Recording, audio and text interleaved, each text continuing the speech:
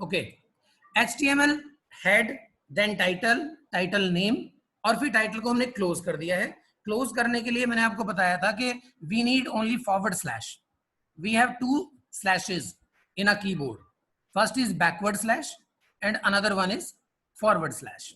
तो हमें इसको क्लोज करने के लिए हमें फॉरवर्ड स्लैश को यूज करना पड़ेगा। ये आगे की तरफ, फॉरवर्ड आगे की तरफ, ये थोड़ा बैंड हुआ होता है, झुका हुआ होता है, ठीक है, तो इसीलिए इसको हम बोलते हैं फॉरवर्ड स्लैश। और अगर आप देखना चाहें बैकवर्ड स्लैश क्या है, तो ये होता है बैकवर्ड स्लैश, ये पीछे की तरफ झुका होता है, इसलिए इसको बैकवर्ड स्लैश बोलते हैं कि बैक की साइड ये थोड़ा सा बैंड हुआ हुआ है।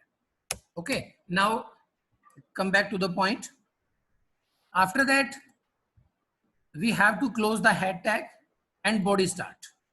मैंने आपको बताया था कि जो कुछ भी आप एक वेब पेज के अंदर दिखाना चाहते हैं वो आपको बॉडी टैग के अंदर ही डिसाइड करना होगा। वहीं पे आप डिसाइड करेंगे, वहीं डिफाइन करेंगे, वहीं उसको शो करेंगे, ठीक है। जैसे मैंने इसके अंदर कल लिखा था वेलकम यू ऑल, सिर्फ इतनी बात मैंने लिखी थी, और जब हमने इस प्रोग्राम को रन किया था,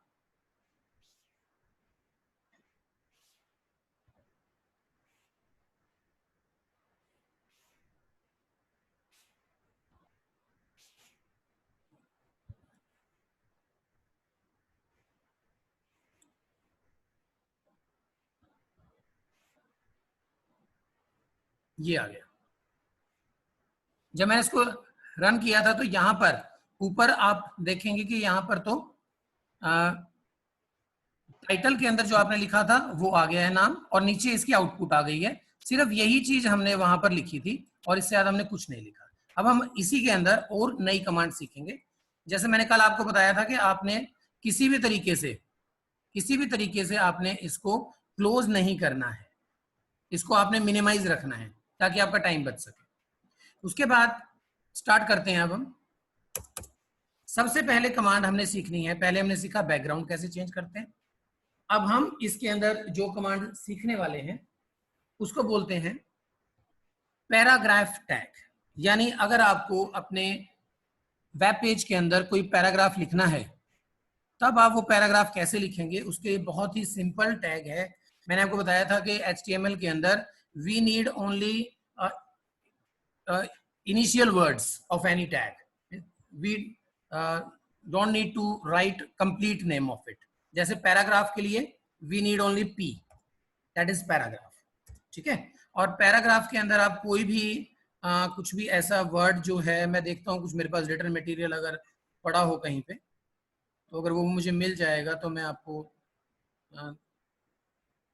इसके अंदर हम इसको पेस्ट कर पाएंगे। मान लीजिए ये एक लाइन में ले लेता हूँ यहाँ से, ठीक है, इसको मैं क्लोज कर देता हूँ, और यहाँ पर इसी चीज को मैंने बार बार रिपीट कर दिया है। ये देखो, बार बार मैंने इसको रिपीट किया, और अब यहाँ पर लास्ट में मैंने पैराग्राफ टैग को क्लोज कर दिया है।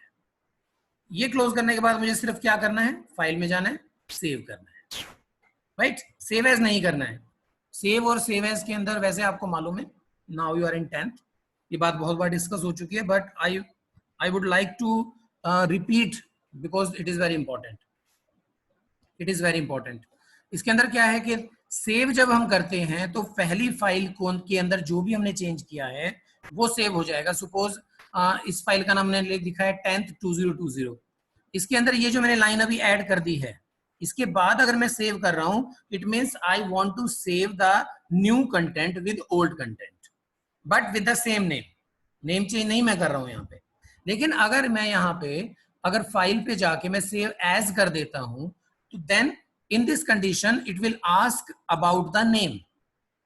तो यहां पर अगर आप नाम चेंज कर देंगे इसका, तो आपके पास 2 फाइल्स हो जाएंगी एक ही टाइम में। एक तो आप जो आपकी ऑलरेडी है x2020, और अगर मैं कोई और नाम भी दे देता हूं तो इस तरह से इसकी एक डुप्लीकेट फाइल भी आपके पास बन जाती है। तो ये सिर्फ आपने सेव एज करना नहीं है, ये सिर्फ आपको मैंने बताया है कि सेव एज का यूज क्या होता है। और कई बार अगर आपको किसी फाइल की डुप्लीकेट बनानी है, then you can use this command. Okay, now come back to the point. अब ये पैराग्राफ हो गया, मैंने इसको सेव किया।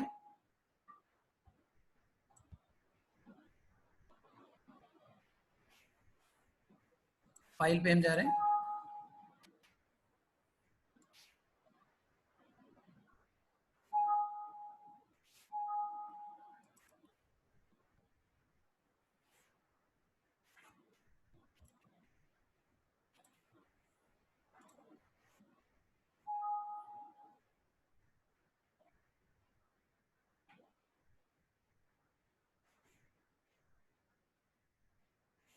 इसका नाम एक बार चेंज करके रखते हैं, न्यू फाइल के नाम से मैं बनाता हूँ इसको।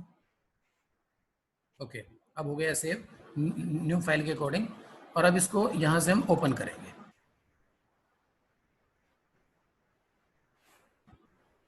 File, save as, new file, और एक्सटेंशन हमने नहीं दी यहाँ पे, extension is very important, HTML, क्योंकि अभी जैसे हमने किया तो यहाँ पे आप देखिए ये जो फाइल हो गई थी तैयार, ये एक टेक्स्ट फाइल हो गई थी अगर हम HTML नहीं देंगे तो।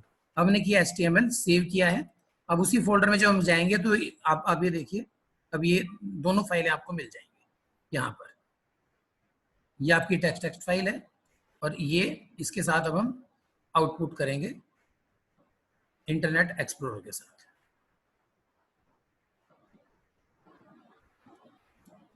चलो, ये आ गया है बेटा output. Am I audible to all? Yes sir. अब आप देखिए, ये मैंने एक ही लाइन को मैंने रिपीट कर दिया था, तो ये पैराग्राफ की फॉर्म में ये चेंज हो गया है। ठीक है, अब इसके अंदर हमने क्या बात ध्यान रखनी है बेसिकली, कि आप अब पैराग्राफ अगर हम देख रहे हैं तो अगर हम चाहते हैं कि यहाँ पे एक हेडिंग आ जाए ऊपर, उस हेडिंग के लिए मैं आपको कुछ कमांड्स बता रहा हूं अभी। ये तो था हमारा पैराग्राफ। फिर इस पैराग्राफ की कुछ ऑप्शंस होंगी। मैंने कल आपको बताया था कि ऑप्शंस को हम कंप्यूटर के अंदर एट्रीब्यूट्स बोलते हैं। जब भी हम कोई लैंग्वेज पढ़ेंगे, अब आने वाले टाइम में जो भी लैंग्वेजेस आप पढ़ेंगे, जैसे बड़ी क्लासेस में आएंगे तो उसमें बहुत सारी लैंग्वेजेस होंगी, सी लैंग्वेज वगैरह होगी, कोबोल होगी, पास्कल होगी, ठीक है ना, और ओरेकल होंगी, बहुत सारी इस तरह की लैंग्वेजेस हैं जो आप पढ़ने वाले हैं, C++ वगैरह। तो उन सभी के अंदर भी जब आप किसी एक मेन कमांड की ऑप्शंस यूज करते हैं तो उसको हम उसका एट्रीब्यूट बोलते हैं। तो अभी हम एट्रीब्यूट्स यूज अभी थोड़ी देर बात करेंगे। पहले मैं एक बार हेडिंग टैग आपको समझा। हेडिंग टैग के लिए जैसे मैंने अभी आपको बताया था कि कोई भी टैग का इनिशियल लेटर हम यूज करते हैं, बस ज्यादातर 1 2 3 मैक्सिमम। ठीक है, तो हमने यूज किया यहां पर H। ओके, अब ये हो गया H हेडिंग। मान लीजिए यहां पे मैंने लिख दिया मॉर्निंग वॉक। अब ये जो H टैग है, ये हमारा एक तो कई लेवल्स हैं इसके, और दूसरा H टैग को हमें क्लोज करना पड़ेगा क्योंकि ये कंटेनर टैग है, एम्प्टी टैग नहीं है। ये आपने ध्यान रखना है। उसको क्लोज करने के लिए वही / और मैंने H लिख दिया। अब सिर्फ इतने लिखने से काम नहीं चलने वाला हमारा, तो फिर क्या करना पड़ेगा? we have to know about the levels of it. look beta, we have 6 levels of it. तो हम क्या कर सकते हैं? H1 हमने शुरू किया तो H1 को ही हम क्लोज कर देंगे। ठीक है, तो इसको हमने किया सेव, और यहां जाकर मैं इसको रिफ्रेश कर दूं। ये देखिए, is it visible? Yes sir. Okay, अब ये हेडिंग आ गई है। देखिए, अब इस हेडिंग को अगर आप बीच में करना चाहते हैं, इधर करना चाहते हैं, वो भी आप मूव कर सकते हैं। यानी इसके और भी ऑप्शंस हमारे सामने हैं। ठीक है, तो उसके लिए अभी मैं स्टेप बाय स्टेप आपको बताऊंगा। अभी ये आ गया हेडिंग लेवल। अब मैंने आपको बताया था कि वी हैव 6 हेडिंग लेवल्स। तो मैं क्या करता हूं आपको समझाने के लिए, इसको कॉपी करता हूं और यहाँ पे पेस्ट करता चला जाता हूं 6 तक। 5 हो गए, एक और ले लेता हूं, और सिर्फ मुझे क्या करना पड़ेगा बेटा, इसके लेवल्स को चेंज करना पड़ेगा कॉन्टिन्यूसली। 3 4 5 एंड 6। सेम ऐसे ही जो आपने ओपन किया है वही आपने क्लोज किया है, सेम इधर भी आपको करना पड़ेगा। तो मुझे क्या करना पड़ेगा इसमें? यहाँ 2 करना पड़ेगा, यहाँ 3, then 4, then 5 and finally 6। Now we have 6 heading levels. अब आपको मालूम पड़ेगा कि ये अलग अलग लेवल्स क्या काम करते हैं। मैं फिर दोबारा प्रोग्राम में गया, मैंने फिर इसको रिफ्रेश कर दिया। यहां से रिफ्रेश है, ये देखो। Can you observe the change? Yes sir. It means क्या हुआ? सबसे ज्यादा जो हाइट वाला जो हेडिंग लेवल है वो कौन सा होता है? फर्स्ट। H1, right. और सबसे स्मॉल कौन सा होता है? H6. H6, very good. ठीक है बेटा, तो इस तरह से आप जिस भी साइज को आप प्रेफर करना चाहें आप वो यूज कर सकते हैं। इसमें कुछ जरूरी नहीं है कि आपको सारे यूज करने हैं। You can change, you can use any one. जैसे मैं इसमें से 4 ले लेता हूं, बाकी डिलीट कर देता हूं, तो ऐसा नहीं है कि आपको शुरू से यूज करना पड़ेगा। There is no hard and fast rule about it. तो यहां पे हम गए, मैंने इसको रिफ्रेश कर दिया। ये देखिए जो 4 नंबर वाला जो हेडिंग लेवल था हमारे पास, तो वो हमारे सामने आ गया है। अब इसको अगर आपने बीच में लेके आना है तो कुछ एक अलाइनमेंट्स हैं हमारे साथ। अब मैं यहाँ पे आता हूँ, मैंने बोला था कि आपको कि पैराग्राफ के अंदर हम लोग कुछ चेंज करेंगे। अब देखिए बेटा, अब पैराग्राफ जो हमने यहाँ पे देखा, ये इस साइड से लेफ्ट साइड से तो ये ठीक है, इसका सीक्वेंस लाइन वाइज है, लेकिन यहाँ देखिए यहाँ पर थोड़ा चेंज आपको नजर आएगा। Can you observe it? Yes, sir. Okay, तो हम ये चाहते हैं कि ये इस तरफ से भी ठीक हो जाए, यानी इसकी जो सिमेट्री है वर्ड्स की वो दोनों तरफ से सेम। ठीक है, तो हम क्या करेंगे, यहाँ पे पैराग्राफ के अंदर ही हम इसको ऑन करने वाले हैं। ये आपको विजिबल है या इसका फॉन्ट साइज बढ़ाऊं? Visible है सर. चलो Yes, sir. Visible, sir. ठीक, ठीक है बेटा। तो यहाँ पे मैंने स्टार्ट केस में गैप देंगे आप, और यहाँ पे एक इसका एट्रीब्यूट आप यूज करेंगे, that is align, alignment. What is alignment? Alignment is the position of the text in a page, कि आप किस तरफ उसको रखना चाहते हैं। आप लेफ्ट साइड रखना चाहते हैं, आप सेंटर रखना चाहते हैं, या राइट साइड रखना चाहते हैं, या आप दोनों तरफ से बराबर रखना चाहते हैं। We have 4 types of alignment. तो हम स्टार्ट करेंगे यहाँ से, इक्वल टू इन्वर्टेड कोमा शुरू करेंगे। इन्वर्टेड कोमा के लिए मैं फिर एक बार आपको रिमाइंड करा दूं कि शिफ्ट के साथ एंटर से पहले एक बटन होता है, उसमें एक साथ वाला आपको प्रेस करना है, अलग अलग अपोस्टी वाला, अपोस्ट्रोफी यूज नहीं करनी है, दो एक ही साथ वो दोनों आ जाएंगे। तो यहाँ पर मैंने लिख दिया यहाँ पे राइट, क्योंकि लेफ्ट अलाइनमेंट बाय डिफॉल्ट है, वो हम देख चुके हैं। बाय डिफॉल्ट का मतलब अपने आप, जो पहले से ही है। एक बार फिर दिखा देता हूं आपको, ये देखिए लेफ्ट साइड से ये एक सीध में ही है ना, लेकिन अभी राइट साइड से हम इसको करना चाह रहे हैं। तो मैंने लिख दिया राइट, और इसको मैंने क्लोज कर दिया।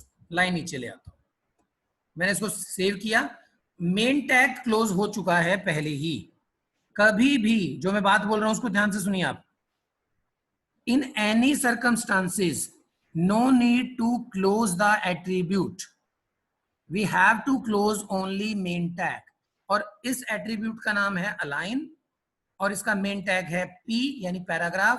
तो हम सिर्फ पी को ही क्लोज करेंगे, अलाइन को क्लोज नहीं करेंगे, बिकॉज ये इसकी ऑप्शन है, ये मेन टैग नहीं है। हम सिर्फ मेन टैग के ऊपर ध्यान देंगे बेटा। ठीक है, उसके बाद मैंने इसको सेव किया, सेव करो, और यहां जाके इसको रिफ्रेश कर दो। अब आप देखिए, you can observe the change. Now it is aligned from the right side. Is it so? Yes, sir. लेकिन अब कहां से नहीं है? Left से. लेफ्ट से नहीं है। अब हमें क्या करना पड़ेगा कि हमें दोनों साइड से इसको अलाइन करना पड़ेगा। तो इसके लिए हमारे पास एक और अलाइनमेंट है, that is justify. Justify word जो बना है, मैं हमेशा बताता हूं बच्चों को, ये जस्टिफिकेशन यानी जस्टिस से वर्ड से बना है। ये जस्टिस का मतलब होता है न्याय करना, और जब हम न्याय करते हैं तो दोनों साइड को हम बराबर रखकर न्याय करते हैं। तो इसी तरह से उसी से वर्ड ये बाहर निकला हुआ है जस्टिफाई, कि ना ही हमने लेफ्ट साइड वाले को चेंज करना है, कम और ज्यादा करना है, ना ही हमने राइट साइड को करना है, दोनों तरफ से बराबर हो जाना चाहिए। मैं इसको सेव करता हूं और इसको रिफ्रेश कर देता हूं। ये देखिए, now you can observe the change.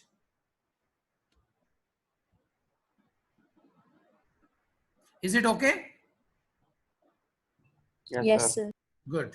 तो यहां पर बेटा ये आपने, हाँ एक बात यहां पे ध्यान में रखनी है कि अलाइनमेंट के अंदर लेफ्ट तो आप कर सकते हैं, लेकिन लेफ्ट बाय डिफॉल्ट होता है। आप फिर भी करना चाहें तो कर सकते हैं, कोई प्रॉब्लम नहीं है।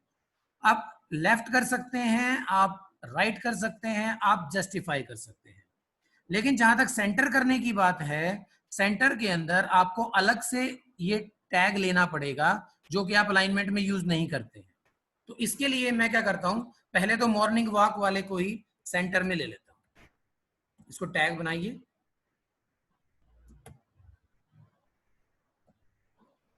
इसको मैंने यहाँ क्लोज किया और यहाँ पर मैं इसको ऑन कर देता हूँ।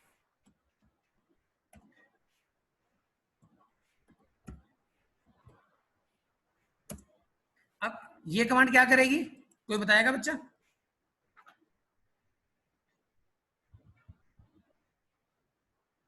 इसे सेंटर में कर देगी। किसको? वेलकम यू ऑल को। वेलकम यू ऑल को। यस, वेलकम यू ऑल को, बिल्कुल ठीक है। रिफ्रेश करते हैं, ये देखिए। लेकिन जैसे ही मैंने सेंटर किया, इसमें क्या चेंज आया?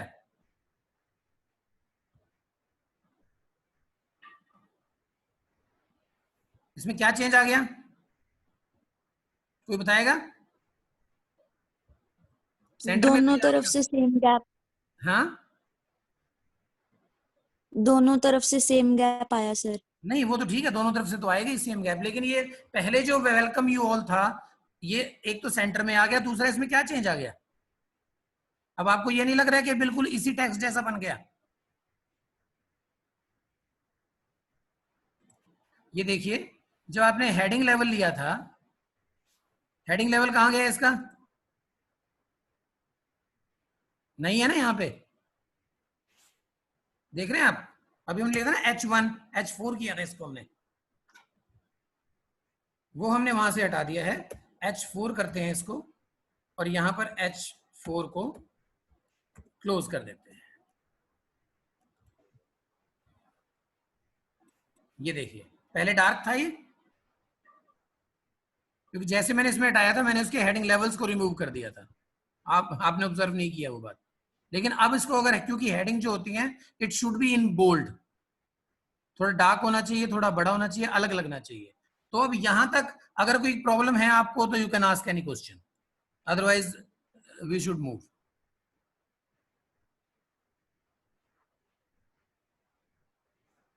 एनी क्वेरी टिल देन बेटा, टिल नाउ?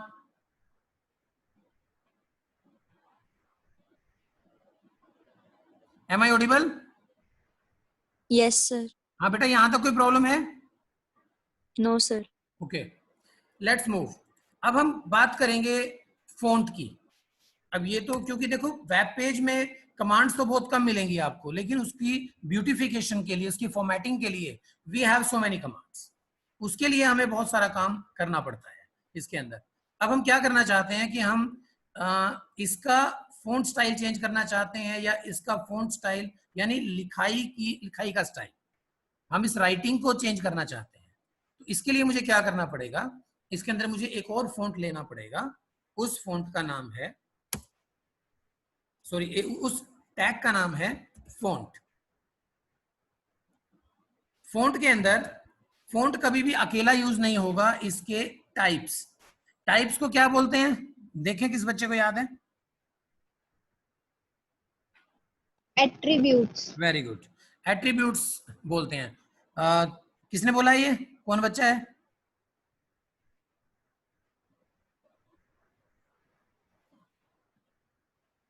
से योर नेम बेटा।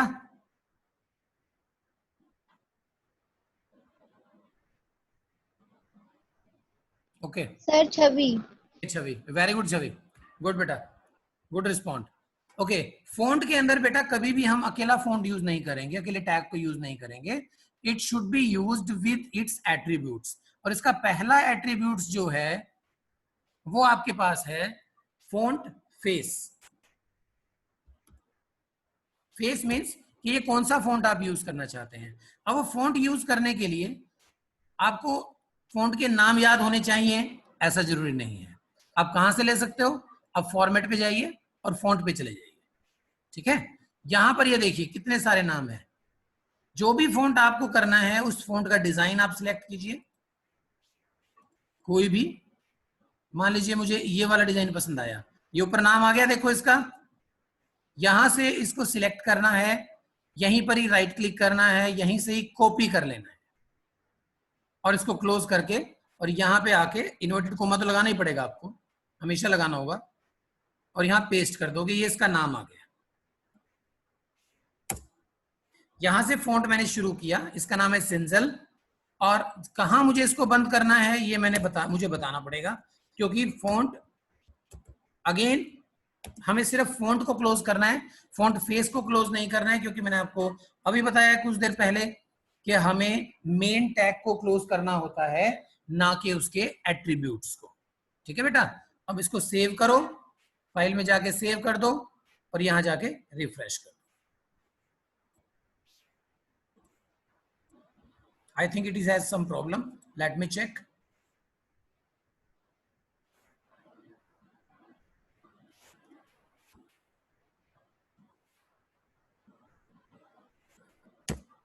एक HTML में ये थोड़ा सा प्रॉब्लम रहती है कि अगर कोई एरर आता है तो ये उसको बताता नहीं है आपको कि एरर क्या है। अब जैसे ये कोई एरर है हमसे हुआ है तो ये चीज हमें क्लियर नहीं हो रही है। Let me confirm. इसके अंदर हमने हेडिंग लेवल किया, तब तक मैं कंफर्म कर रहा हूं, तब तक आप लोगों को रिपीट कर दूं। आज हमने इसका हेडिंग लेवल किया, पैराग्राफ किया, पैराग्राफ के अंदर हमने इसकी अलाइनमेंट की,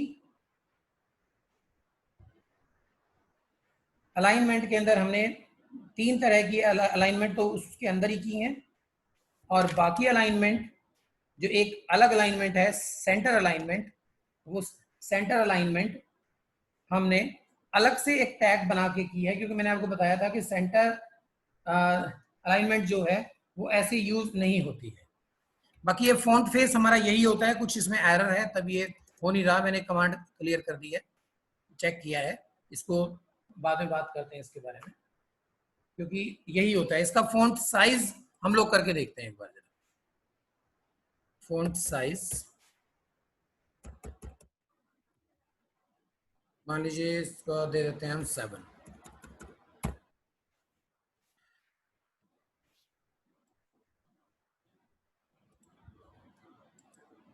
हाँ, ये कमांड काम कर रही है। देखो अब ये 7 में इनलार्ज हो गया साइज अपना। ठीक है बेटा, तो ये इसको आपको हमें लग रहा है कि बहुत बड़ा है तो इसको फिर जाके छोटा कर सकते हैं। इसको 3 कर देता हूँ, 3 करके सेव कीजिए और यहाँ फिर इसको रिफ्रेश कर दो, ये फिर दोबारा उस साइज में आ गया। और छोटा करना है, इसको मैंने 2 कर दिया, सेव कर दीजिए, और ज्यादा छोटा हो गया। इस तरह से जैसे मर्जी आप इसको सेटिंग कर सकते हैं। तो एक हमने सीखा इसका फेस अभी अप्लाई नहीं हुआ, उसको मैं कल तक क्लियर करूंगा आपको कि क्या इसमें प्रॉब्लम आ रही है। फॉन्ट फेस, फॉन्ट साइज हो गया हमारे पास, और हाँ फॉन्ट साइज हो गया। अब आएगा इसका कलर। अगर आप टेक्स्ट का कलर चेंज करना चाहते हैं तो आप उसका कलर भी चेंज कर सकते हैं बहुत ही इजीली। इसके अंदर सिर्फ जहां पे आपने साइज लिखा है वहां पर आप कलर भी लिख देंगे। जैसे मैंने यहाँ पे इसके आगे जाके ऐड कर दिया कलर। कलर में आपने ध्यान रखना है कि COLOR लेना है, आपने COLOUR नहीं लेना है, because computer programming is totally based on American dictionary, not on British. हम लोग जो फॉलो करते हैं, हम फॉलो करते हैं ब्रिटिश डिक्शनरी को, राइट। लेकिन जितने भी ये कंप्यूटर के अंदर इन्वेंशंस हुए हैं, इनके अंदर जो बाय डिफॉल्ट है वो हमारा है अमेरिकन, तो COLOR वो लोग यूज करते हैं। इसमें मान लीजिए मैंने डाल दिया रेड और इसको सेव कर दिया, मैं सेव किया और यहां रिफ्रेश कर देता। ये देखिए, now you can observe the change. Are you getting my point students? Let me know. Yes sir. Yes, sir. Okay, तो इस तरह से आप इसका कलर भी चेंज कर सकते हैं। इसके अंदर ये सारी की सारी ऑप्शंस आपके सामने आएंगी। तो फॉन्ट साइज हो गया, फॉन्ट कलर हो गया, font face I will check, it's my duty.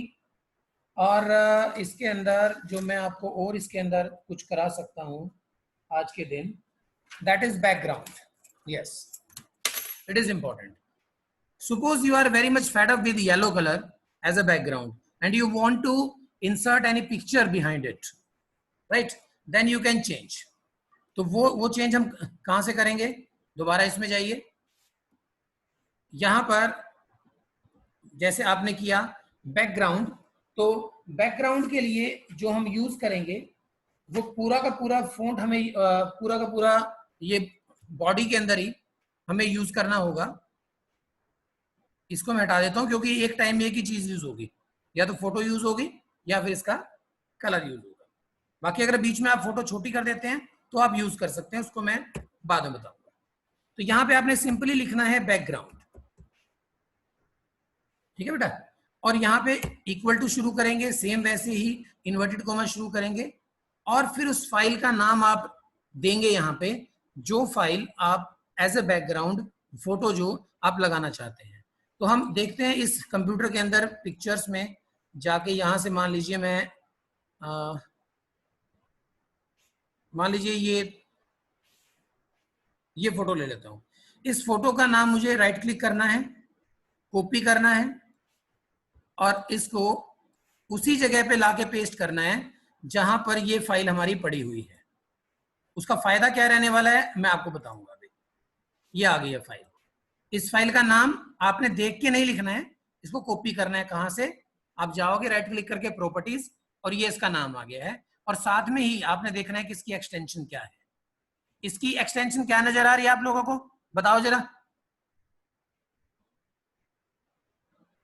.jpg।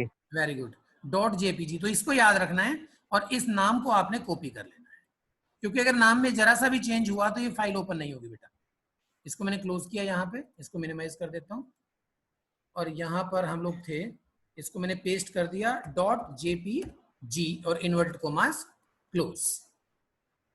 Is it okay? और यहाँ पे Yes, sir. मैं इसको रिफ्रेश कर देता हूँ। ये देखिए ये आ गया पिक्चर, लेकिन पिक्चर ये बहुत बड़ी आई है, बहुत लार्ज आई है, लार्ज साइज। ये पूरी पिक्चर नहीं आई, ठीक है ना।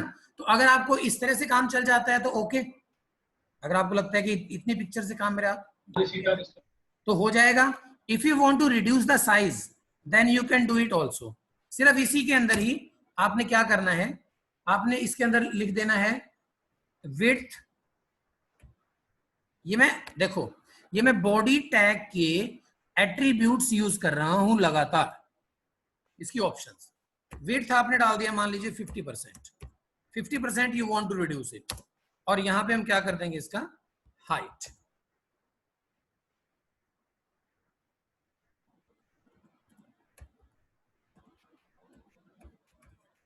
हाइट भी मैंने क्या कर दी इसकी 50%। इसको मैं सेव कर देता हूं, कंट्रोल एस से भी कर सकते हो, फाइल में जाके भी कर सकते हो। तो ये refresh, again some problem.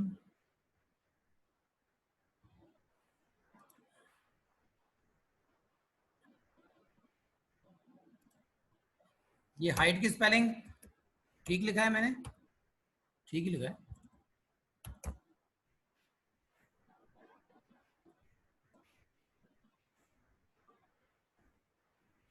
Late me check.